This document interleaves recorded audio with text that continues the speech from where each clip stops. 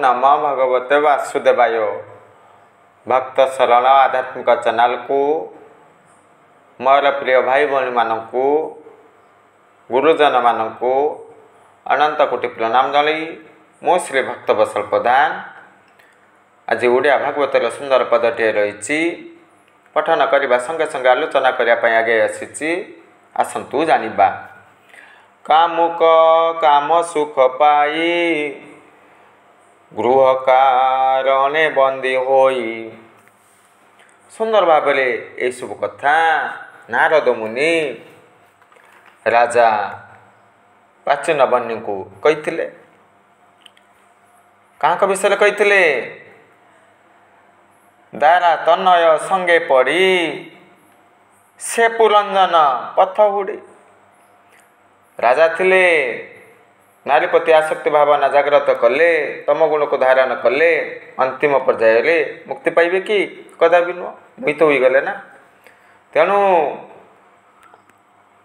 कामना त्याग करने दरकार नारी प्रति आसक्ति भावना त्याग करने दरकार।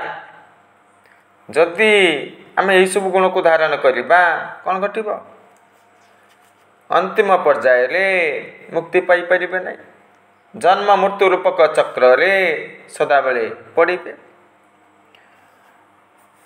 पुरुष प्रत्येक जीव प्रत्येक मनुष्य सुखरे रहिबा पई चेष्टा करती। धनी भी जीवन को उपभोग करी मोर रमणीय पत्नी दरकार यही सबू चिंतन करती। तप करिबा ध्यान करिबा ईश्वर ठारे मन को संयोग करिबा ये सब कार्य करते कि कदापि नुह। तेणु नारी प्रति आसक्ति भावना त्याग करने दरकार। कामासक्त भावना जागृत करवा ठीक नुह। ये सब कले पतनगामी हवा। सही बिल्ल मंगल प्रसंग चिंतामणि बेश्यार प्रसंग रही आपण मैंने जानी।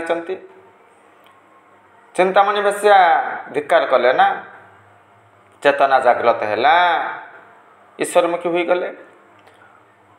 अजामिल ब्राह्मण देवता थिले परम ज्ञानी थिले बेशासक्त हेबा कारणरू पतनगामी होइतिले। पुणी अंडीरा हाथी जानी जदि माई हाथी मूर्ति निर्माण करा काठर निर्माण करा एते मात्रा रे आसक्ति भावना रखिबे जे कौन करती व्याध स्वीकार करती। गर्त करदेवे उपरे डाल पत्र रखिबे सही काठ कुटारे हाथी निर्माण करिबे।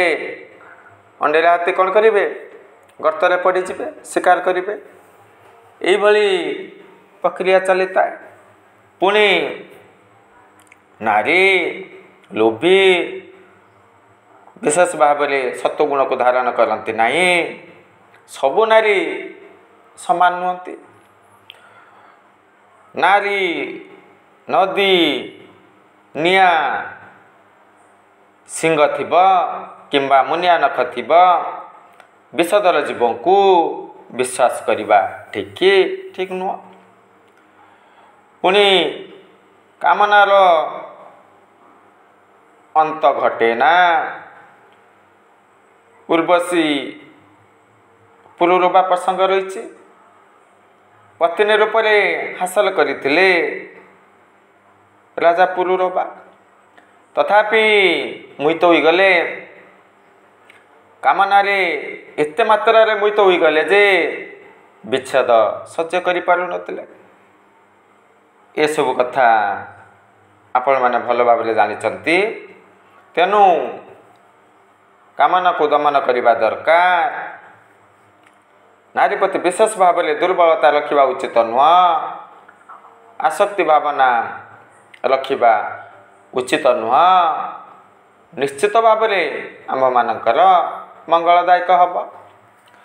पुरुष जदि नारी पछरे पड़े पतनगामी हेबे। पुणी पुरुष पछरे जदि नारी पड़ी जिबे कौन घटिब उन्नति मार्ग को जीव। आश्चर्य लगे चढ़ई निज इच्छा पंजरी भितर प्रवेश करे ना करे कि मनीष बाध्य करी प्रवेश कराई थाए रखी थाए। पशु पक्षी जीवजंतु अज्ञानता हेतु बंधन रे पड़ती, किंतु मनुष्य सबु जानी बंधन रे पड़ जाए। निजे निज इच्छा रे सही पिंजरा मध्य रे प्रवेश करिता। तेणु कौन कले आमे मुक्ति पाइबा? त्याग करने दरकार, अभ्यास वैराग्य गुण को धारण करने दरकार, ईश्वरमुखी हवा दरकार, सत्व गुण को धारण करने दरकार। आमे माने कौन चिंतन करूँ? हाँ, धन्य हवा रमणीय पत्नी आवश्यकता रही जीवन को उपभोग करेंगे। जन्म मृत्यु रूपक चक्र रे पड़े प्रारब्ध जनित सुख दुख एसबू हासिल करिता भोगिता। दुर्लभ शरीर हासिल करिछि कौन पाई? पुण्य अर्जन करिया पाई, मुक्ति पाइबा पाई, ईश्वरमुखी हवा पाई।